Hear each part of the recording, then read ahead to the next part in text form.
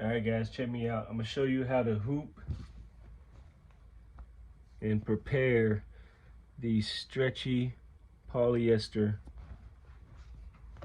slash spandex polos, okay?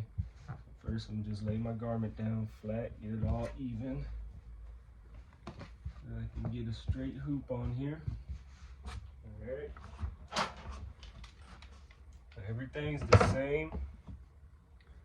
But when you're hooping this, I'm not going to have any backing behind it, right? Because I want to hoop this freely.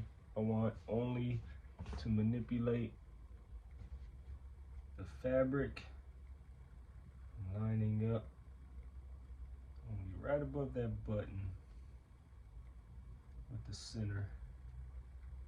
So I'm coming down from the shoulder seam, shoulder and neck seam, to about 6 inches below my neck seam. I usually line up with the button or right in between the top buttons. So now that that's lined up, what I like to do is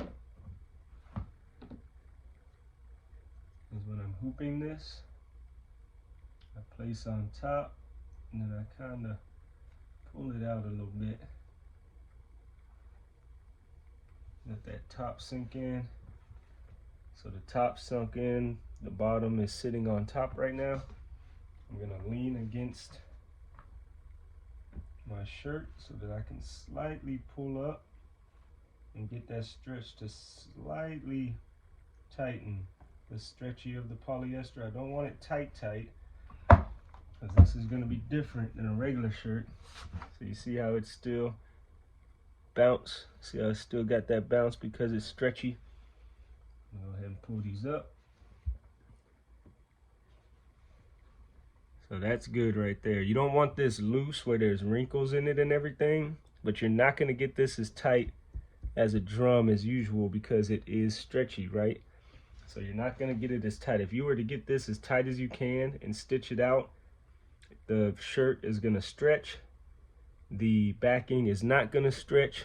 Whenever you unhoop it, it's all going to crunkle up. So get it tight, but not as tight as you would get a regular shirt. There's still bounce in there. Now where we're gonna build our structure is when I flip this over and put my backing on it, okay? I've got one layer of 2.5 ounce cutaway backing. I'm gonna fold this in half so that I have 2 layers. Hooping my shirts without the backing on them. Then I come in and I use heat tape. Why heat tape? Why use heat tape? Because it is a strong bond, but it's not going to leave any residue on your shirt that's going to require cleanup later. That is why I use heat tape. All right. Remember, going caddy corners so that this is stretched evenly, just like I'm putting on a tire. I want this tight and firm, but I'm not stretching it and stressing it, okay? I'm just getting it firm. I'm not trying to pull this as hard as I can. I'm just pulling it hard enough. All right.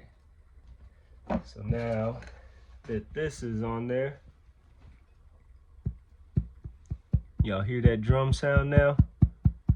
I've got structure now, all right? So you want to be careful whenever you're running this, because if you see there's movement, probably can't really tell, but there's tiny movement on here. That means if I'm running this at 1,000 stitches per minute and I'm ripping through this really fast, I might get some pulling and pushing and get some pinching. So I'm gonna run this slow at about 600 stitches per minute.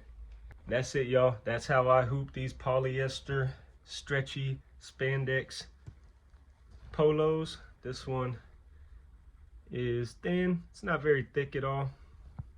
Kind of see me through it, so it's not very thick, but it's not the thinnest I've ever seen.